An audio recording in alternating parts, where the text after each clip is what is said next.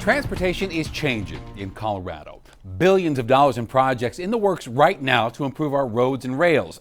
And tonight we're going to focus on the rails and the recently approved plan to bring passenger trains back to the high country. I'm glad to have you with us to wrap up this work week. I'm Shannon Ogden. Now, we know there is demand for frequent, reliable train service to the high country. CDOT says ridership on the Winter Park Express ski train broke records. Denver 7's Ryan Fish tonight taking a closer look at that plan to expand passenger rail, including just how far it's going to go and how long it'll take before you can ride that train.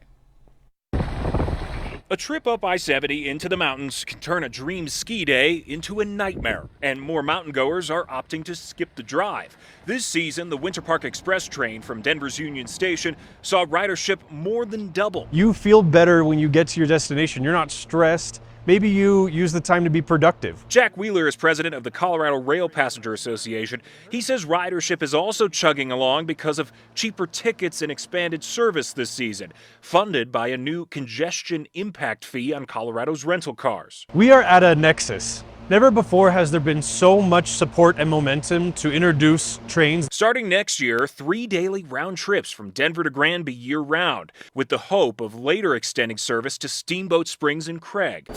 The state and Union Pacific Railroad agreed to a deal to share the tracks through the Moffett Tunnel and made it official last week.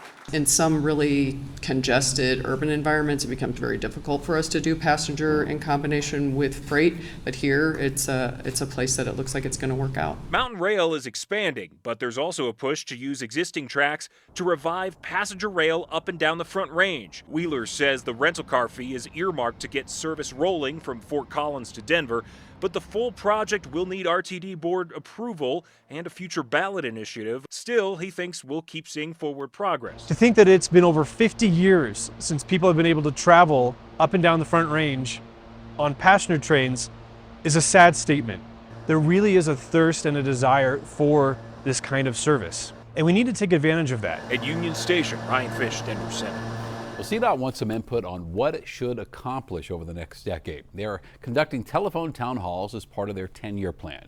So they're looking for feedback right now on how to spend billions of dollars on infrastructure projects. The next town hall is going to be Wednesday. That's May 21st at 6:30 p.m. And specifically, they're looking to hear from those who live in Adams, Boulder, Broomfield, and Jefferson counties. You can sign up on the CDOT website. And they're also following the progress of an RTD 10-year plan.